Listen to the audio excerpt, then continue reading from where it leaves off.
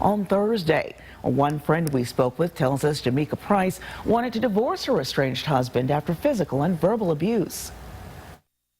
Domestic violence is nothing to play around with. It's very serious. I'm wearing purple, as you see right here.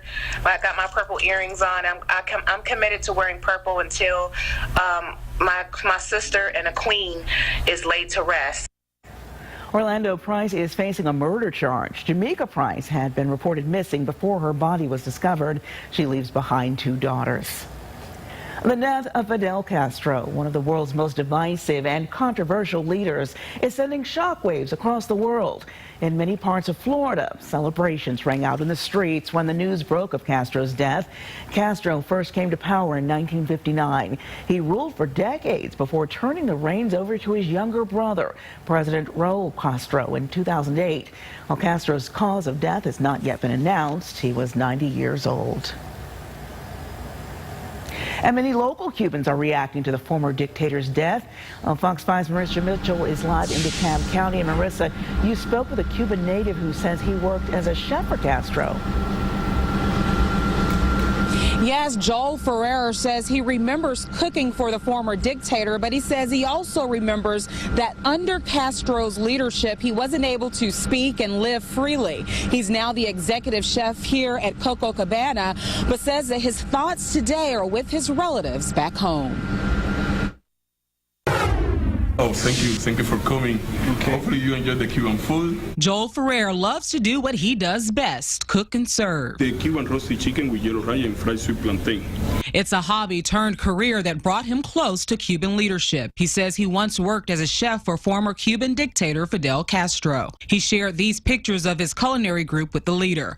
Now with the word of Castro's death, Ferrer wonders about his loved one's future back home. My only question is, what is the next step?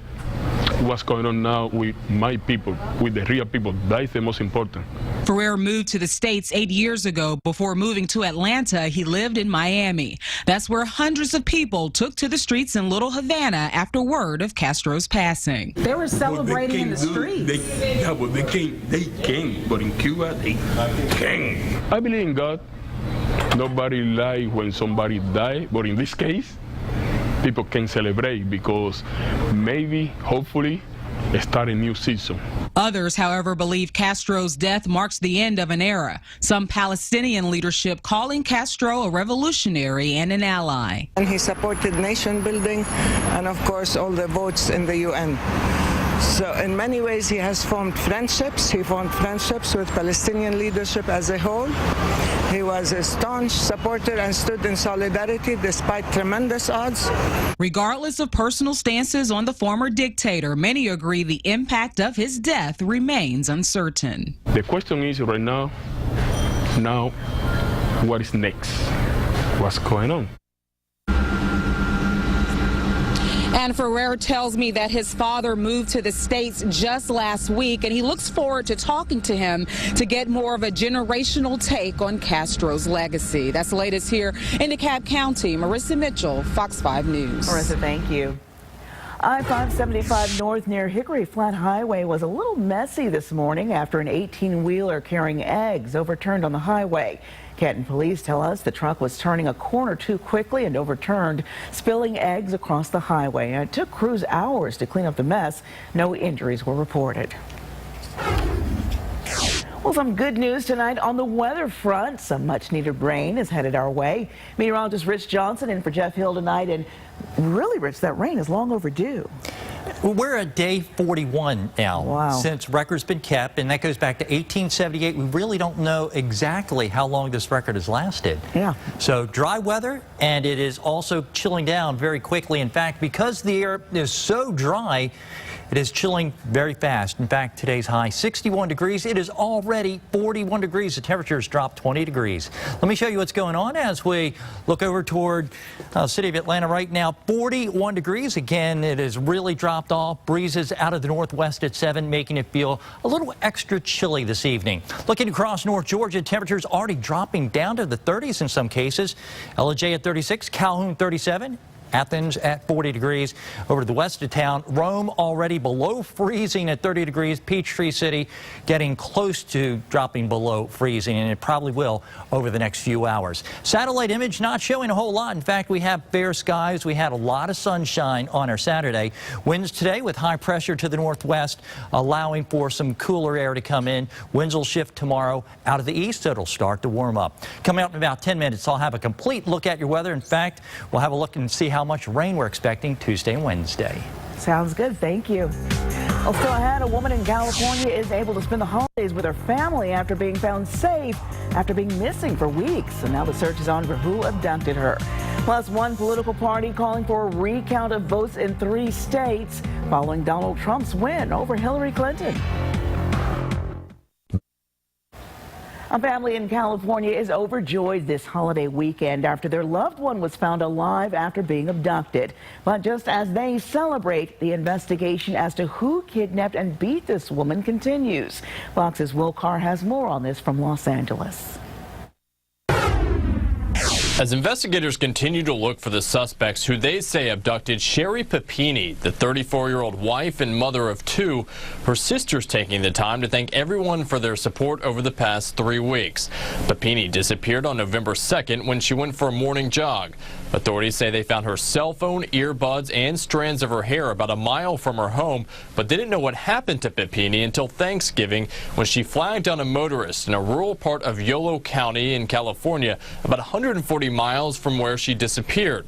The Sacramento Bee is reporting that Papini was chained and heavily beaten. She was taken to a local hospital and reunited with her family. Her sister says it was a joyful reunion after a traumatic couple of weeks. It's been a range of emotions and sadness, anger. Right now it's just joy, lots and lots of joy that she's here with us. Papini's family is asking for privacy as she recovers, thanking law enforcement and various groups that helped, including one private group that offered a 6-figure reward. A family friend also started a GoFundMe page. Supporters are still donating money to that page even after Papini was found safely.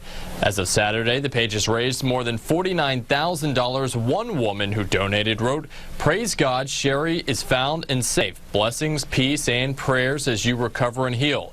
Another wrote, "Hope this money can go towards healing your precious family now that your lovely wife has been found. May family and friends continue to nurture you through your healing. So happy all the beautiful prayers were answered." It's unclear exactly what will happen to that money now that Papini has returned home, but it comes as authorities continue to search for the suspects that she described, 2 Hispanic women with a handgun in a dark-colored SUV.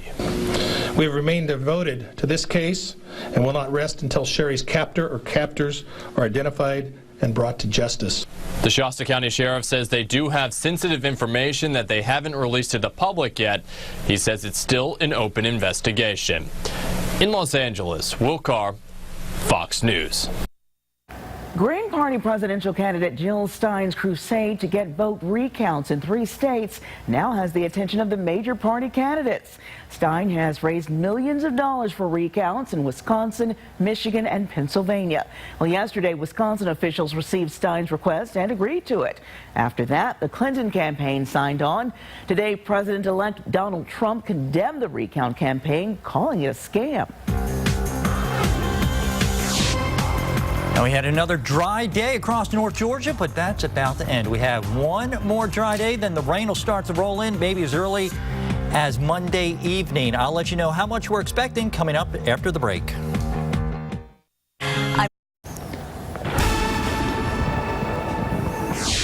Well, if you're up this morning, we had a chilly start to the day, around 40 degrees this morning in the city of Atlanta, and some of those breezes made it a little cold, made it all the way up to 61 degrees, but the temperature is now dropping rapidly. In fact, our temperature has dropped 20 degrees compared to where it was for our daytime high. Right now, again, 41 breezes out in the northwest at 7 miles per hour, dew point 29, so the air is very dry. That's why the temperature is dropping off so quickly today. Currently, looking across North Georgia, quite a few few readings into the low 40s and into the 30s. Rome already down to below freezing at 30 degrees. Griffin 42, Eatonton also at 42 degrees. Here's our satellite and radar imagery, and what we're looking at, of course, nothing in the way of radar showing anything down toward our neck of the woods, but we do have high pressure building in as the cold front has now pushed its way offshore into the Atlantic, allowing for a little bit of a cooler day today. As we look at the winds, high pressure drifting across Tennessee. That's allowing the winds to come out of the north. That high pressure center makes its way farther east, so the winds will shift around. Have a look at the water vapor imagery in this area of white right in through here. That indicates some of the dry air throughout the atmosphere sinking down across North Georgia. We had plenty of sunshine today, but what we're looking at is the jet stream winds here. And look farther to the west. This is the story that we'll be watching here. Two different storms. We have one low pressure center off of California. The other is back over toward Washington State.